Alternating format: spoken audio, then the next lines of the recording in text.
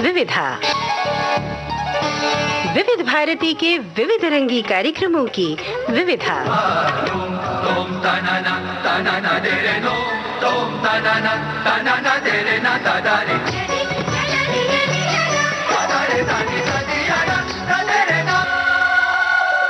विविधा के सभी सुनने वालों को जयंत पात्रीकर और मनीषा जैन का नमस्कार। मनीषा जी, बरसात के मौसम ने दस्तक दी है।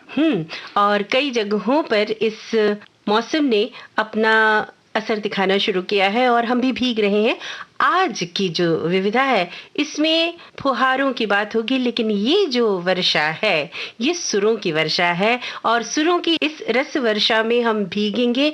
श्रोताओं, आज के कार्यक्रम में दो महान संगीतकारों की बात, एक ऐसे संगीतकार की बात जिन्होंने हिंदी फिल्म संगीत को बहुत कर्णप्रिय गीत दिए, और एक और संगीतकार की बात जिनके बारे में सिर्फ एक ही शब्द निकलता है और वो है वर्सेटाइल। तो हमारे श्रोता समझ रहे हैं हम किनकी बात करने जा रहे हैं। दो संगीतकारों की हम बात करने वाले हैं। इनमें जो सीनियर है, वरिष्ठतम है, उनकी बात पहले करते हैं जी। कल्याण जी वीर जी शाह। वाह, एक से एक सुंदर मीठे धुनों के रचयिता कल्याण जी वीर जी शाह। मूलतः ये शाह परिवार गुजरात का जो कच्छ इलाका है जी। वहाँ के कुंदरोड़ी गांव का रहने वाला था। और कल्याण जी के पिता मुंबई आ बसे थे व्यापार करने के लिए जी। और दोनों भाई कल्याण जी और आनंद जी उन दिनों व्यापार में अपने पिता का हाथ भी बटाते और संगीत सीखा करते। हाँ, और बड़ी दिलचस्प बातें उस समय से जुड़ी हुई हैं जो कई बार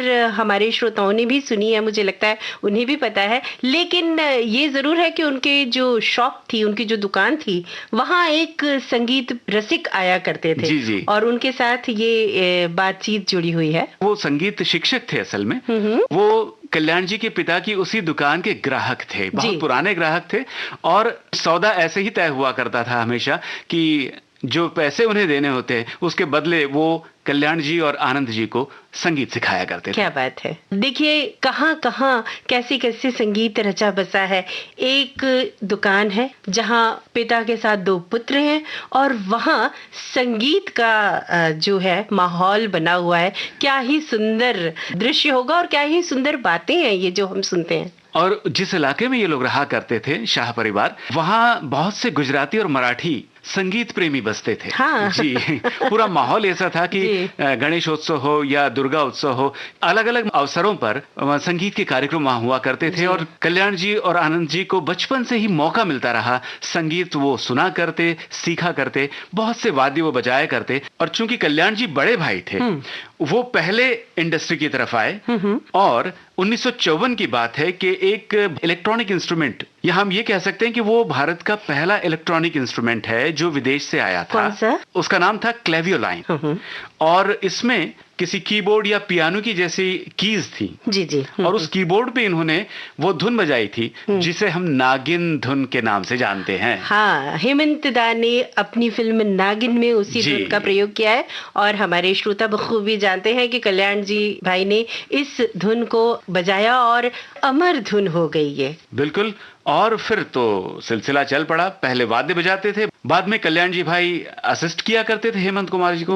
और फिर उन्हें मौका मिला स्वतंत्र रूप से एक फिल्म के संगीतकार बनने का, और वो फिल्म थी सम्राट चंद्रगुप्त। और क्या ही मीठे गीत सुन के हैं।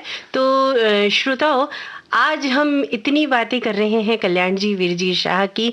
उनकी पहली फिल्म सम्राट चंद्रगुप्त तक की जो यात्रा है उसका एक संक्षेप में विवरण अभी तक जयंत जी ने दिया, और मुझे लगता है ये समय आ गया है जब बाकी की बातें जो हैं या इसके अलावा जो बातें हैं वो स्वयं हम कल्याण जी के स्वर में ही क्यों न सुने। और आज श्रोताओं, कल्याण जी वीर जी शाह जी को हम याद कर रहे हैं। हमारे कार्यक्रम विविधा में 30 जून उनका जन्म दिवस है। तो आज विविधा में जो सबसे पहली प्रस्तुति है वो यही है श्रोताओं, संगीतकार कल्याण जी वीर जी शाह से बातचीत की ये रिकॉर्डिंग, जिसे हम अपने संग्रहालय से लेकर आए हैं। और कल्याण जी से बातचीत की है गणेश शर्मा ने।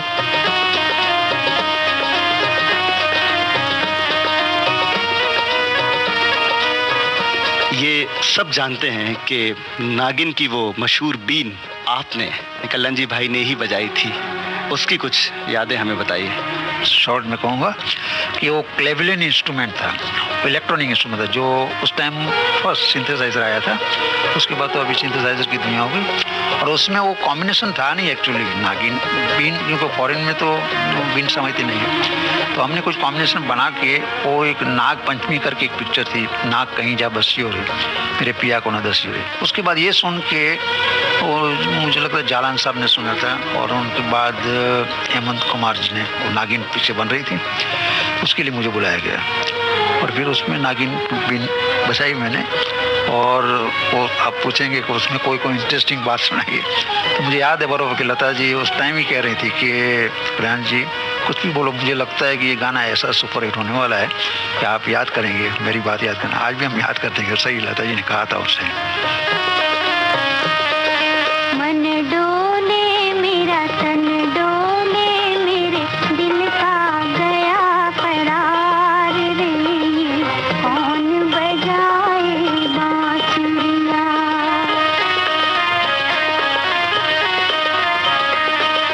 मन डोले मेरा तन डोले, मेरे दिल का गया करार रे, कौन बजाए बांसुरिया।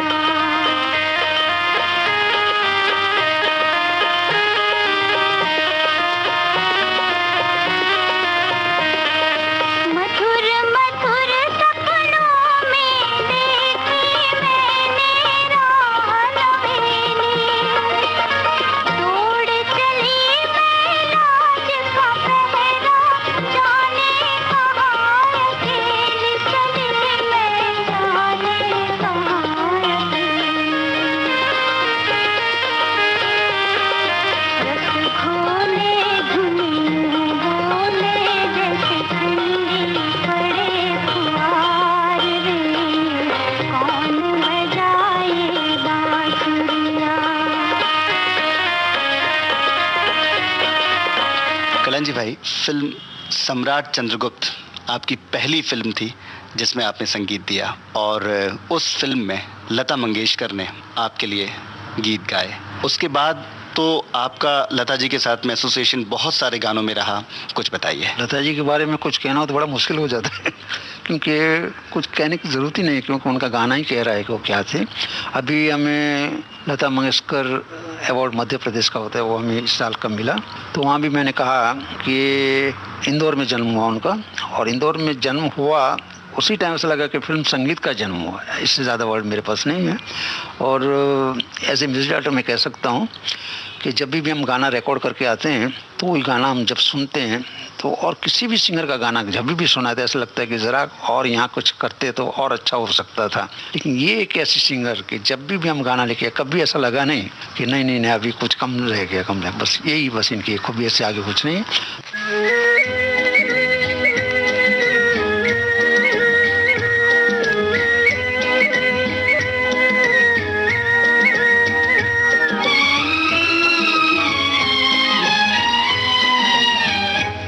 चाहे पास हो चाहे दूर हो, मेरे सपनों की तुम तस्वीर हो। चाहे पास हो चाहे दूर हो, मेरे जीवन की तुम तकदीर हो। चाहे पास हो चाहे दूर हो, मेरे सपनों की तुम तस्वीर हो।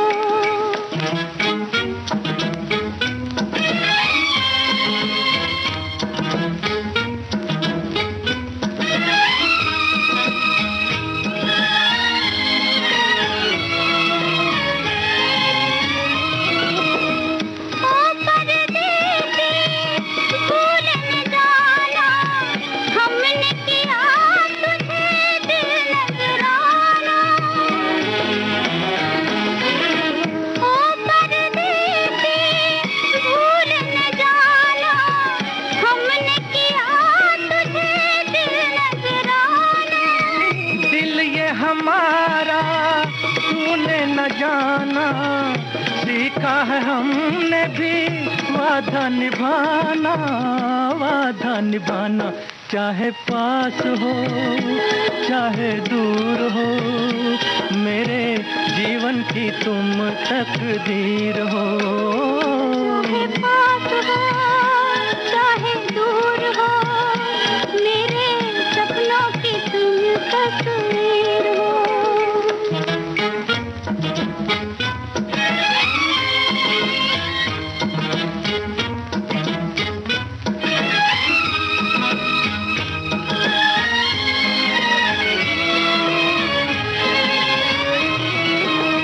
जब तक चमके चांद सितारे, हम हैं तुम्हारे तुम हो हमारे।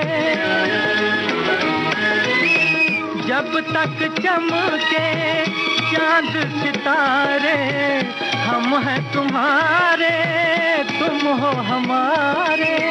सागर की दो लहरें पुकारे, मिलके रहेंगे दोनों किनारे, दोनों किनारे। चाहे पास हो चाहे दूर हो, मेरे सपनों की तुम तस्वीर हो। चाहे पास हो चाहे दूर हो, मेरे जीवन की तुम तकदीर हो।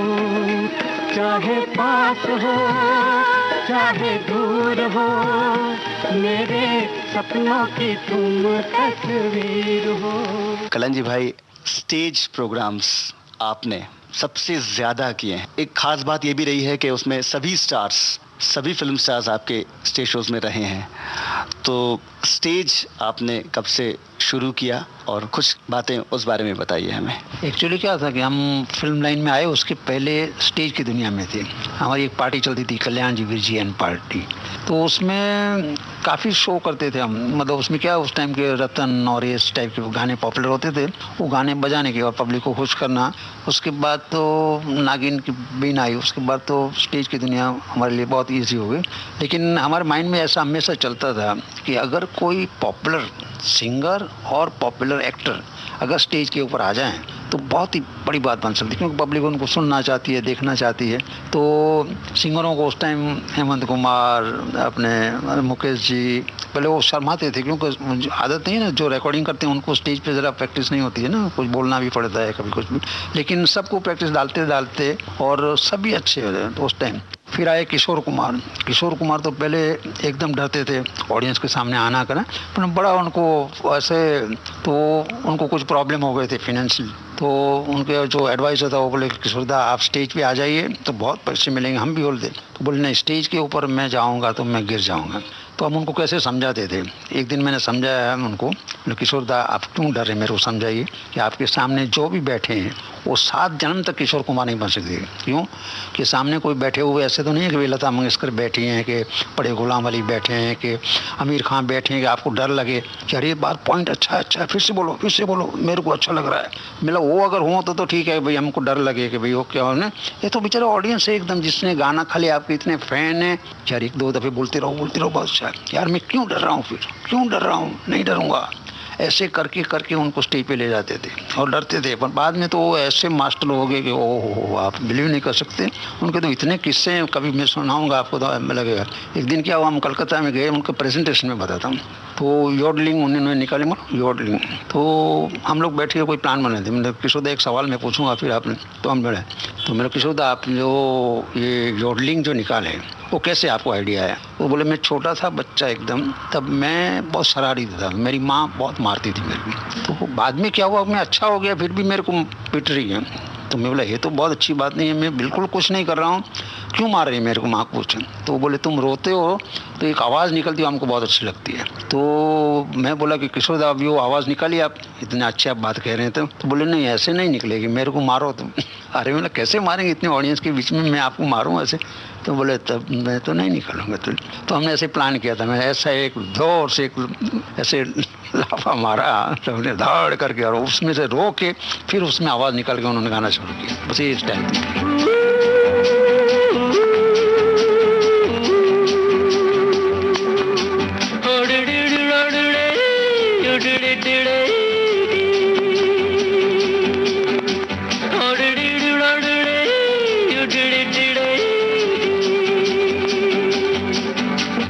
मैं हूँ झुम झुम झुम झुम झुमरू पकड़ घूमू बन के घुमरू, मैं ये प्यार का गीत सुनाता चला।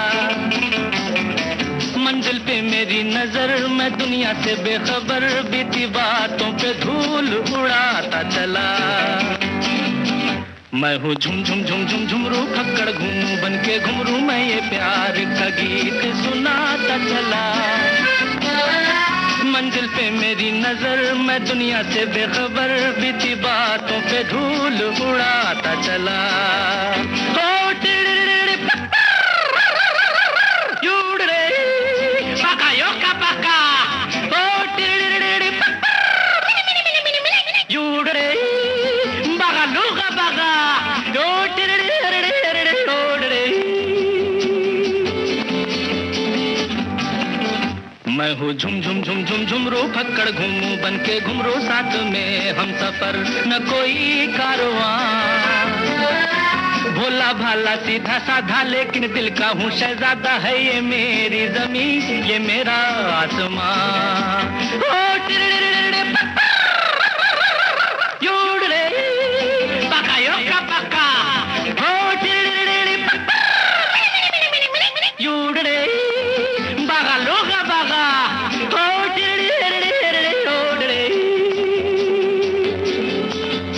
आपको बहुत बड़े बड़े अवार्ड से, पुरस्कारों से सम्मानित किया गया है, जिसमें राष्ट्रपति पुरस्कार, पद्मश्री। कोई ऐसा मेमोरेबल मोमेंट किसी अवार्ड फंक्शन का अवार्ड लेते हुए आप श्रोताओं को बताइए। कोई भी अवार्ड मिलता खुशी तो होती है, उसमें कोई सवाल नहीं उठता, लेकिन मुझे लगता है कि जनता का जो अवार्ड है वो सबसे बड़ा है, क्योंकि जब भी हम काम करते हैं और पहला ही जनता के सामने जाते हैं और उनकी क्या खुशी हुई है, वहाँ ही हमें अवार्ड मिल जाता है। बाकी तो फिर किसने रिकग्नाइज किया कि नहीं किया उसमें नहीं, लेकिन जब भी कोई अवार्ड लेते हैं तो एक जिम्मेदारी बढ़ जाती है हमारी, क्योंकि हम चाहते हैं कि कितने प्यार से लोगों ने हमें अवार्ड दिया है, तो हम इस संगीत के जरिए क्या समाज की सेवा कर सकते हैं, क्या देश की सेवा कर सकते हैं, क्या हमारे आने वाले भाइयों के लिए हम कुछ कर सकते हैं, ये हमारा हमेशा माइंड में रहता है। इसलिए जब भी कोई अवार्ड लेते हैं हमारी जिम्मेदारी तो बढ़ जाती है, बस यही है। फिर आप अगर मज़ा की बात करें तो जैसे फिल्म फेयर अवार्ड बहुत बड़ा अवार्ड है, तो हमें कोरा कागज़ के लिए मिला, लेकिन बहुत लेट मिला था, 25 साल कुछ 27 साल इंडस्ट्री में रहने के बाद हमें मिला था। तो वहाँ पूछते हैं कि ये अवार्ड मिलने से आपको क्या महसूस हो रहा है, तो मतलब भाई बहुत खुशी हो रही है। क्यों नहीं खुशी हो, क्योंकि बड़ी उम्र में लड़का हुआ है इसलिए। कल्याण जी भाई, इस तरह के जो जोक्स हैं, जो एक चुटकुले और आप बातों बातों में कहते हैं, जो आपका सेंस ऑफ ह्यूमर है वो भी बहुत मशहूर है। आप जोक्स बहुत अच्छा बोलते हैं और चुटकुले आप बहुत अच्छा बोलते हैं। जब ये ह्यूमर का सब्जेक्ट निकाला है तो मुझे लगता है कि ह्यूमर को मैं बहुत महत्व देता हूँ, कि वो क्या कि जहाँ हम जाएँ कोई लोग हंसते नहीं हो सब है। तो और इसमें सबसे ज़्यादा अगर मुझे किसने इंस्पायर किया हो तो आचार्य रजनीश जी, अब ओशो, उन्होंने मुझे बोला था कि कल्याण जी आप में जो आर्ट है इसको आप डेवलप कीजिए, वो कमाल का आर्ट है। बिल्कुल अगर हमारे में भी हो जाता तो मैं तो जो मेरा सब्जेक्ट है प्रीचिंग ना लगे, इसलिए मैं आपसे काफ़ी चीज़ें एडॉप्ट कर रहा हूँ, ये कर रहा हूँ। और उन्होंने बहुत इंस्पायर किया, इसलिए मैंने बहुत स्टडी किया। मैंने ह्यूमर की क्लासेस भी शुरू किए थे। अभी आप बोलेंगे कोई जोक सुनाई, जैसे मैंने बोला अभी बड़ी उम्र में लड़का पिक्चर साइन की थी नन्हा फरिश्ता, तो हमको पहली मद्रास की फिल्म थी हमारे पास, तो वहाँ स्टोरी राइटर बड़ी सीरियस स्टोरी सुना रहा था कि हमारी स्टोरी देखो ये है ये, और उसमें लास्ट में बोला कि इसमें एक लोरी आती है, बस दिस इज बेस्ट। आखिर पिक्चर में वो लोरी बहुत काउंट करती है, लोरी लोरी लोरी बहुत अच्छी कल्याण जी भाई, बस बनाना बना। तो मैंने ऐसे बोला कि हमारे तो ऑर्डिनरी गाने में लोग सो जाते हैं, तो लोरी में तो हम जान लड़ा देंगे सवाल ही नहीं। तो इतना बड़ा लाफ्टर आया, तो बोले वो क्या वो समझे नहीं, बाद में उनको समझाएगा कि हम सही नहीं बोल नटखट नन्ही लाडली तुझे देखे तेरा मामा चंदा मामा, ओ नटखट नन्ही लाडली तुझे देखे तेरा मामा चंदा मामा, अब झटपट कहना मान रे तुझे देखे तेरा मामा चंदा मामा।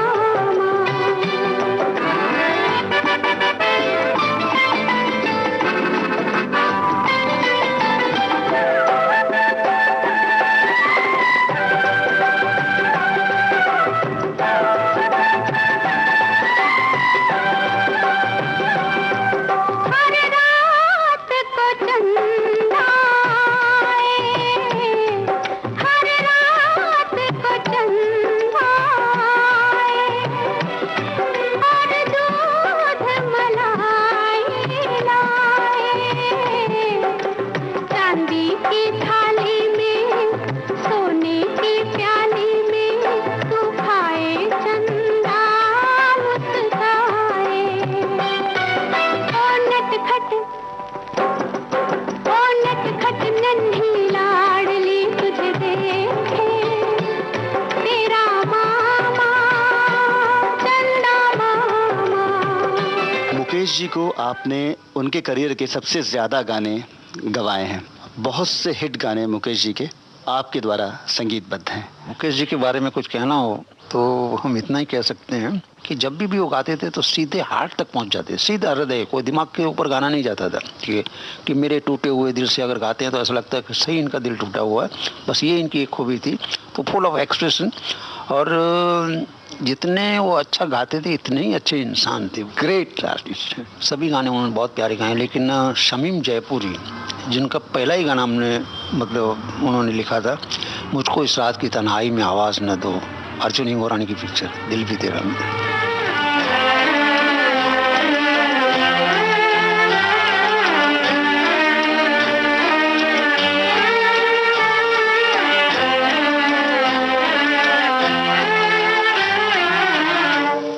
मुझको इस रात की तन्हाई में आवाज न दो,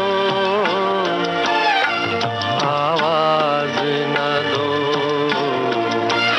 आवाज न दो, जिसकी आवाज रुला दे मुझे वो साज न दो, वो साज न दो, आवाज न दो।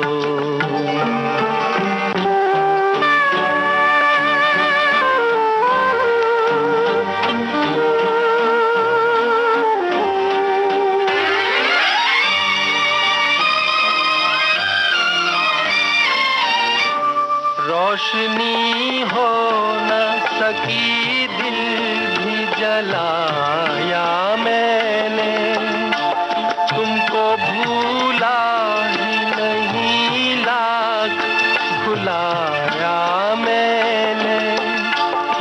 मैं परेशान हूँ, मुझे और परेशान न करो, आवाज न दो।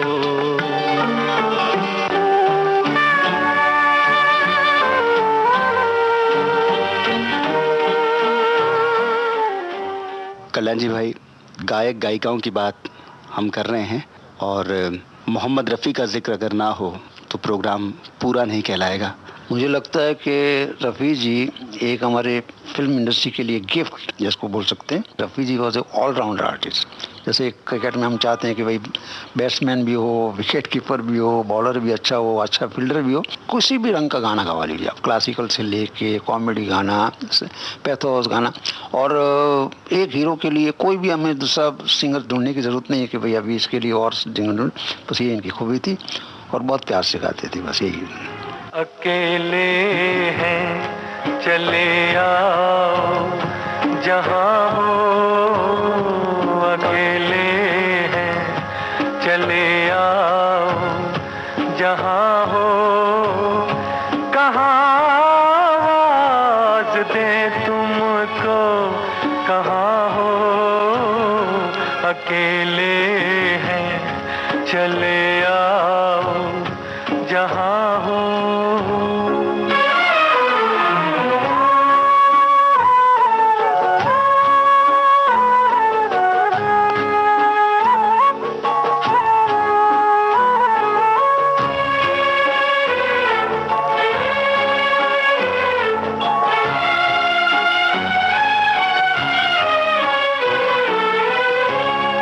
तुम्हें हम ढूंढते हैं, हमें दिल ढूंढता है, तुम्हें हम ढूंढते हैं, हमें दिल ढूंढता है, न अब मंजिल है कोई, न कोई रास्ता है, अकेले हैं चले आओ जहाँ हो कहाँ आवाज दे तुमको कहाँ हो अकेले हैं।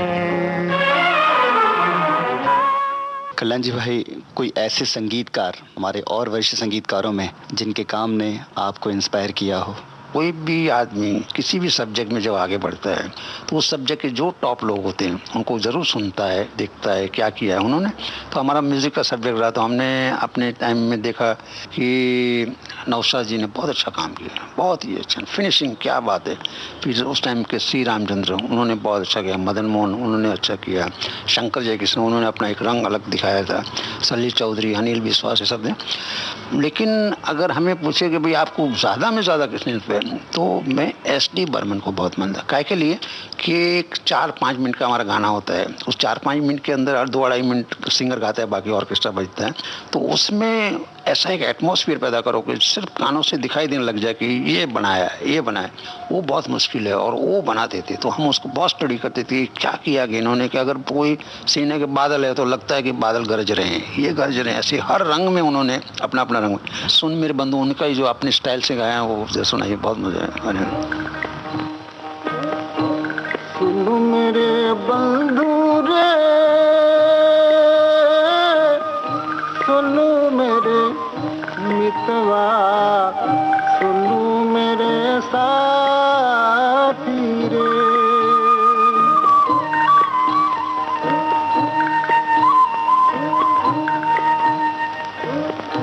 होता तो पीपल में होती अमर लता तेरी, होता तो पीपल में होती अमर लता तेरी, तेरे गले माला बनके बड़ी मुस्काती रे, सुनू मेरे साथी रे।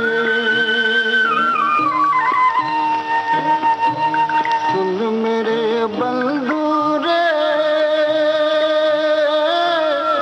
सुनो मेरे मितवा, सुनो मेरे साथी रे।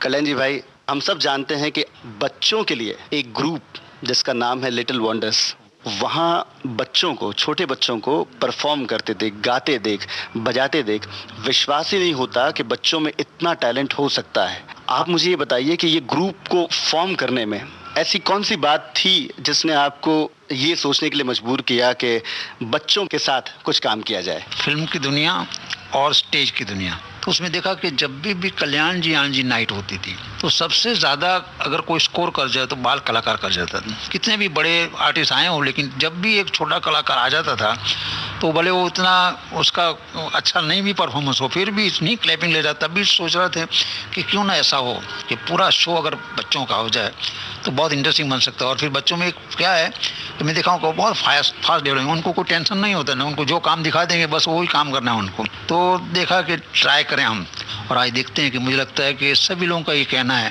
कि शो की दुनिया का सबसे बड़ा शो है, क्योंकि 3 पीढ़ियों को बच्चे संभालते हैं। एक तो छोटे बच्चे आते हैं, फिर उनके पेरेंट्स, फिर उनके पेरेंट्स, ये 3 पीढ़ियाँ एक ही, और वो 3 घंटे बच्चे ऐसे परफॉर्म करते हैं कि अगर जिसने शो देखा हो कोई बता सकता है कि वो बहुत है। और हम बहुत लकी रहे कि बड़े बड़े जितने आर्टिस्ट हैं, अमिताभ जी, दिलीप कुमार जी, सुनील दत्त, वहाँ से लेके जितने अभी गोविंदा जी आए थे, अमरीश पुरी आए थे, सभी ऐसे सपोर्ट करते हैं, बिल्कुल काम छोड़ के अपने बिल्कुल आते हैं और बिल्कुल सिखाते हैं। ये एक शो देखा हमने कि कोई की आदमी कोई जेलसी नहीं होती है, सब एक दूसरे को तारीफ कर रहे हैं, बस यही एक भी है। बच्चों की बात चली है, मैं चाहता हूँ एक कोई ऐसा गाना आप सुनवाएं श्रोताओं को जो आप ही का कॉम्पोजिशन हो और बच्चों के लिए हो जो गाना।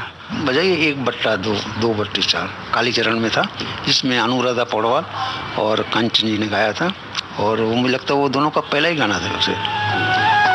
1/2, 2/4, 1/2, 2/4, छोटी छोटी बातों में बट गया संसार, छोटी छोटी बातों में बट गया संसार।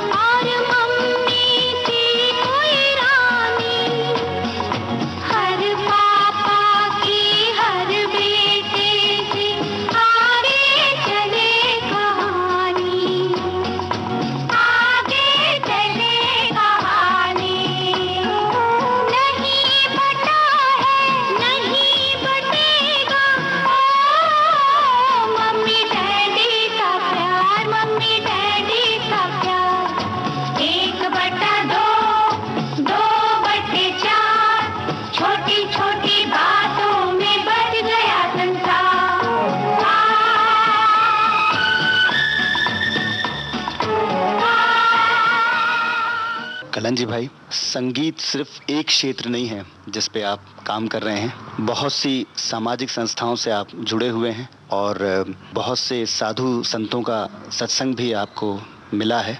तो आपकी ज़िंदगी की फ़िलॉसफ़ी, ज़िंदगी का फ़लसफ़ा क्या है, हमें बताइए।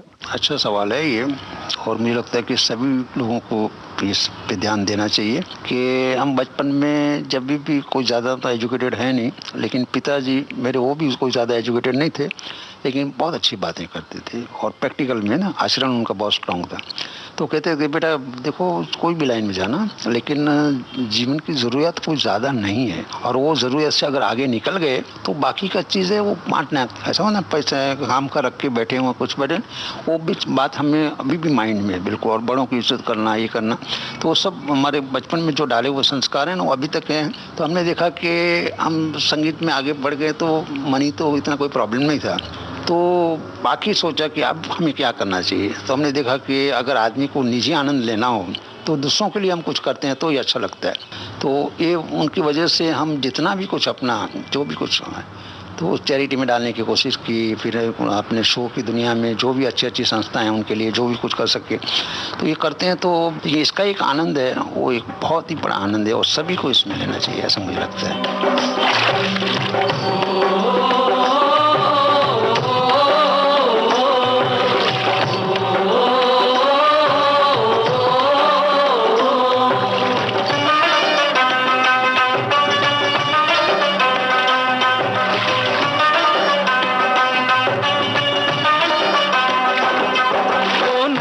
चले चले रे धारा,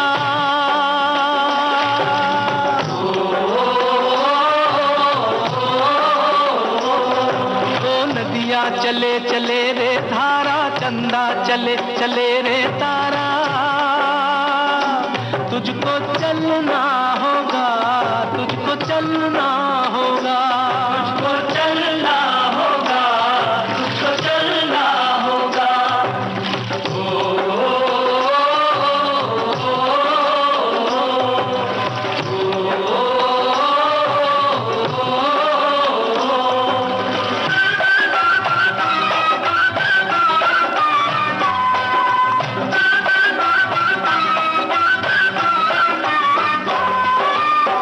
जीवन कहीं भी ठहरता नहीं है, जीवन कहीं भी ठहरता नहीं है, आंधी से तूफान से डरता नहीं है, तू न चलेगा तो चल देंगी राहें,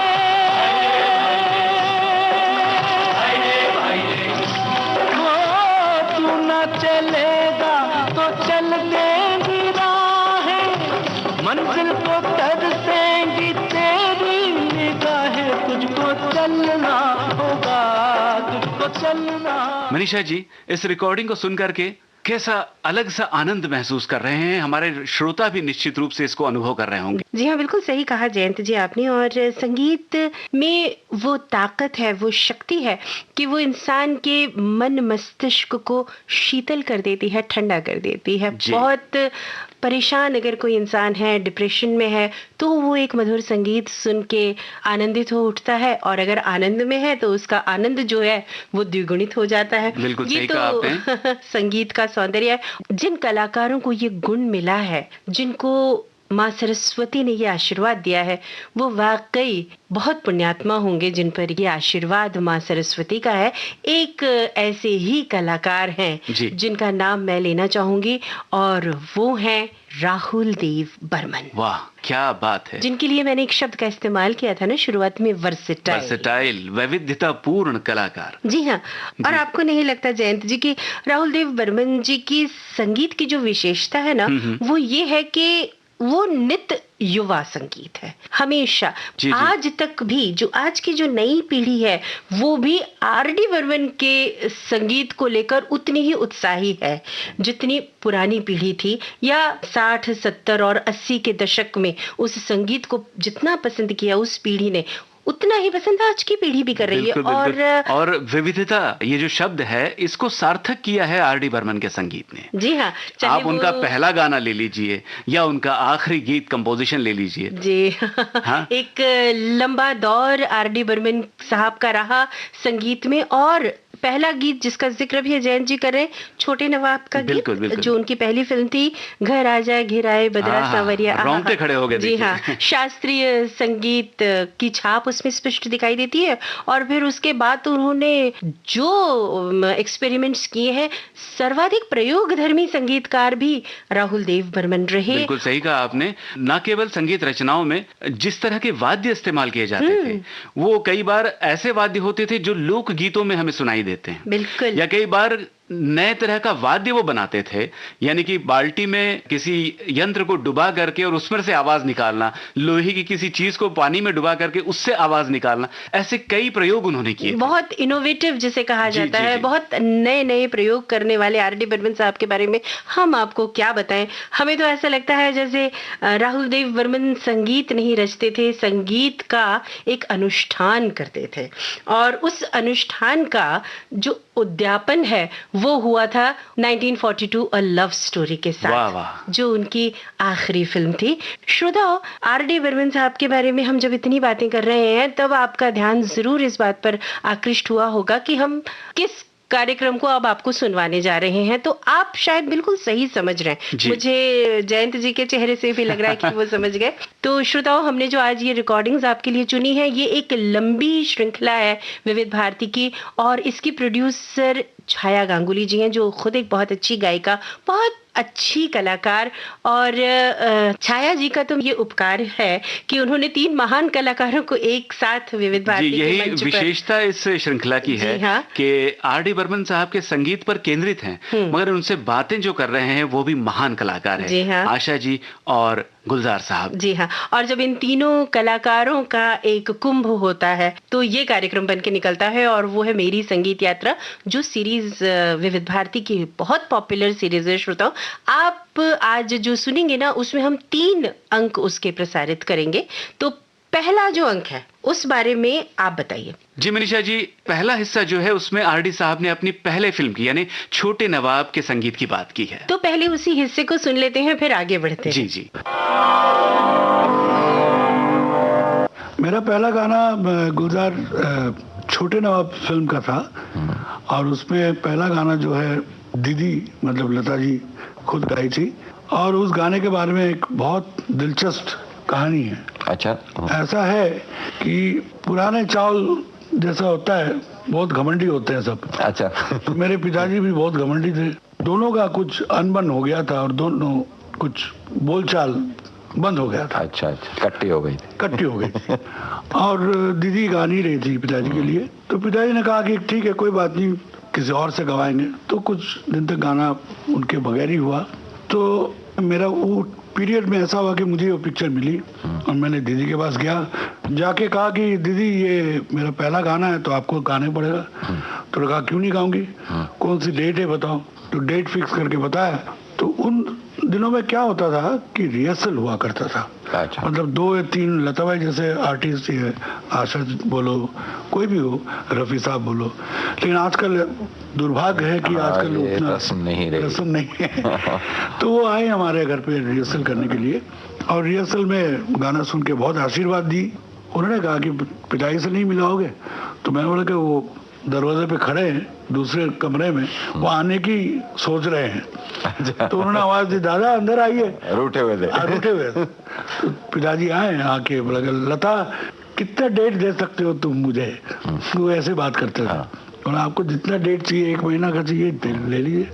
तो उसके बाद हमारा गाना तो हुआ ही, पहला गाना हुआ घर आजा घिरा, और उसके बाद से फिर पिताजी के साथ लता भाई के अच्छा हो गया। अच्छा, और गाने गाए बहुत सारे पिक्चर। एक बात मैं आपसे पूछूं? बिल्कुल, सच बताने का। हाँ बताइए। जब आपने लता मंगेशकर को जी पहले रिहर्सल के लिए ये कुछ गाना शुरू किया, घेराव करके मेरे तरफ आ रहे, तब आप अंदर से कांप रहे थे? बिल्कुल कांप रहे थे। श्रोताओं को मालूम होना चाहिए, पहली दफा उनको मिला मैं मेरे ख्याल से 1950-51 में मिला।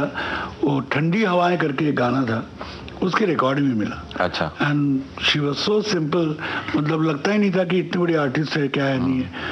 लेकिन जब मेरा पहला गाना गाया तो मेरा भाग ही चमक। क्या बोल क्या थे उस गाने के? घर आजा घिर आए, घर आजा घिर आए, बदरा संवरिया, घर आजा घिर आए, बदरा संवरिया, मुरादिया धक धक रे चमके, बिजरिया घर आजा घिर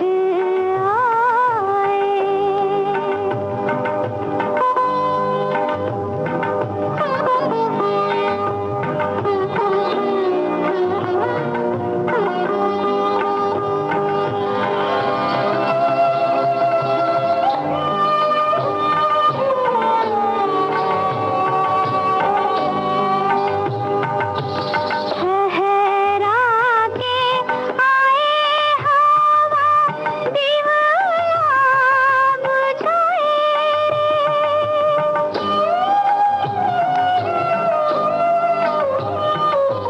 ठहरा के आए हवा, दीवाना बुझाए रे, लागे मोरे अंगवा, बदन कांप जाए रे, चुटकी ले पूछे काहे आए ना सांवरिया, घर आजा घिर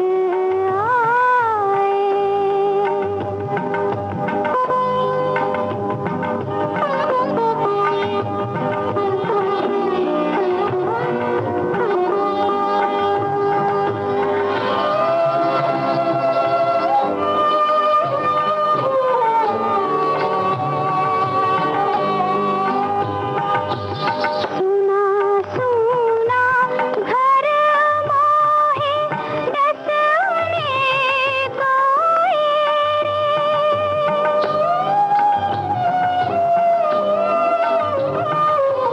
खिड़की पे बैठे बैठे सारी रैन जाए रे, टप टिप सुनत मैं तो भई रे बावरिया, घर आजा घिर आए, बदरा संवरिया, मुरादिया धक धक रे चमके, बिजरिया घर आजा घिर आए।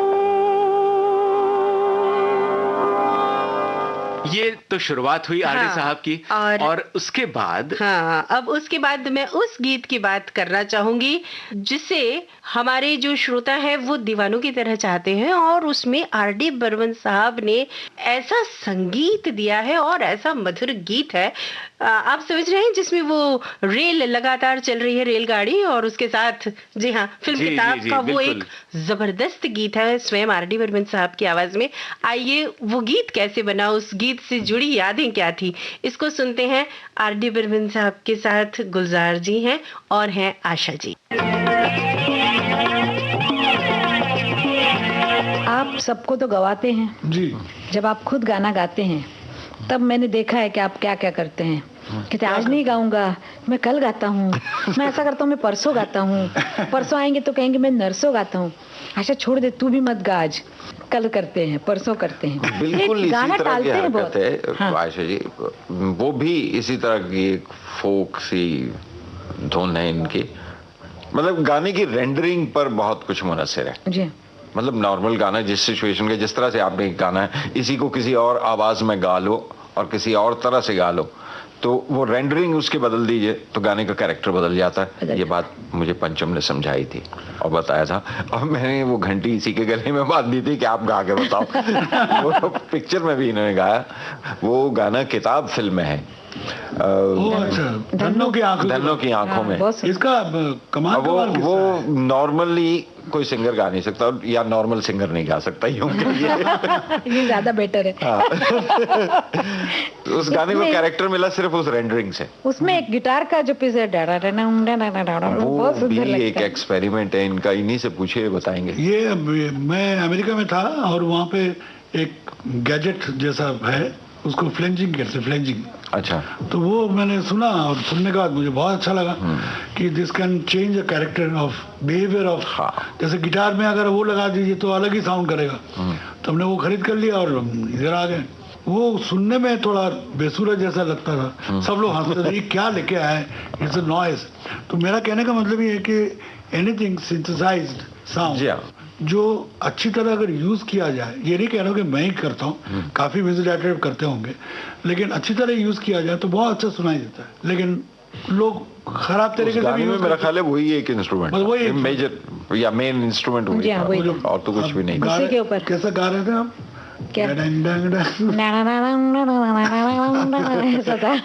चलिए गाना सुन के देखते।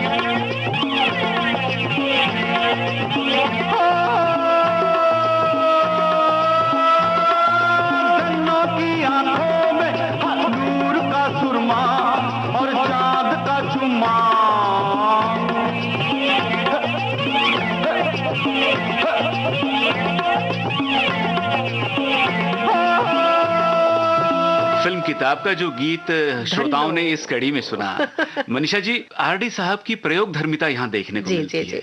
और अब हम बात करेंगे उनके एक नॉन फिल्म एल्बम की। आशा भोसले, गुलजार साहब और आरडी बर्मन ने मिल करके ये एल्बम बनाया था, दिल पड़ोसी है। और दिल पड़ोसी है दरअसल हमारे भी दिल के बहुत पड़ोस में रहता है, बल्कि हम तो कहते हैं कि दिल में ही रहता है। कितना सुंदर एल्बम है, क्या बताएं, इसको तो जितनी बार सुना जाए बिल्कुल, उतनी इस बार। एल्बम के 2 वॉल्यूम हैं, जितने भी गाने हैं हर गाना अलग है, हटके है, उस गाने का रिदम पैटर्न देख लीजिए, अलग है जी। तो आज कौन से वाले गीत का जिक्र है जिसकी कड़ी हम सुनवा रहे हैं? जी जी, इसमें गुलजार साहब का लिखा हुआ वो गाना है जिसमें बांसुरी की बात है। अच्छा। बांसुरी को एक व्यक्ति के रूप में उन्होंने देखा है। 7 बार बोले बंसी, एक ही बार बोले ना। क्या बात है, ये तो बहुत ही सुंदर कड़ी है इस श्रृंखला की। तो आइए श्रोताओं सुनते हैं। दिल पड़ोसी में आप गाना। हाँ, मैं यही कहने वाली थी। कौन सा गाना? 7 बार बोले बंसी। इसके बारे में तो गुलजार बताया। 7 बार बोले बंसी, एक ही बार बोले ना। तन की लागी सारी बोले, मन की लागी बोले ना। ये गाने में खास बात ये है कि बांसुरी को टोटल पर्सोनिफाई करके देखिए आप।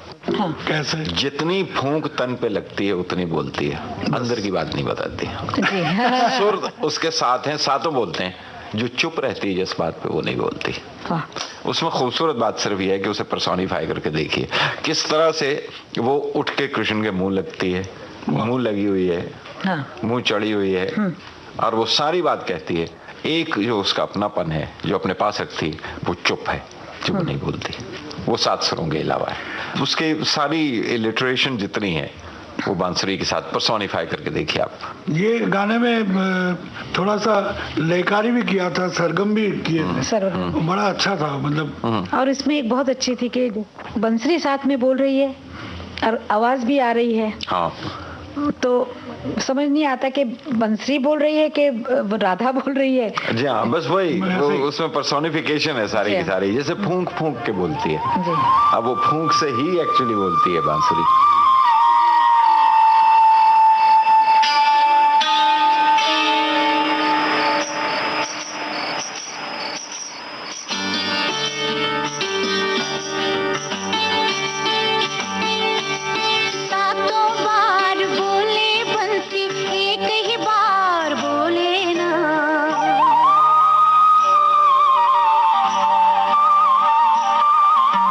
सातों बार बोले बंसी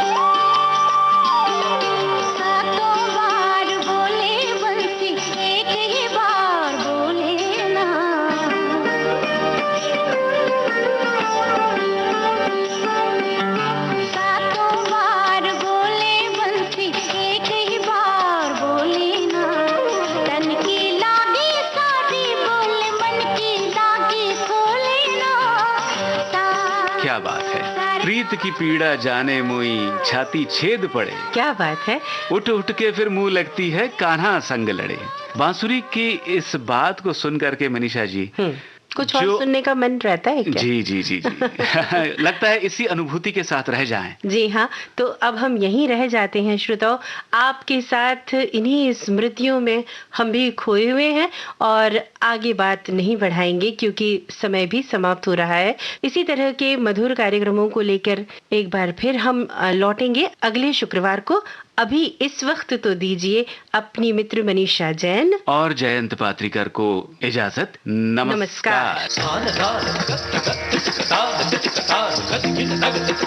ये थी विविध भारती के विविध रंगी कार्यक्रमों की विविधा।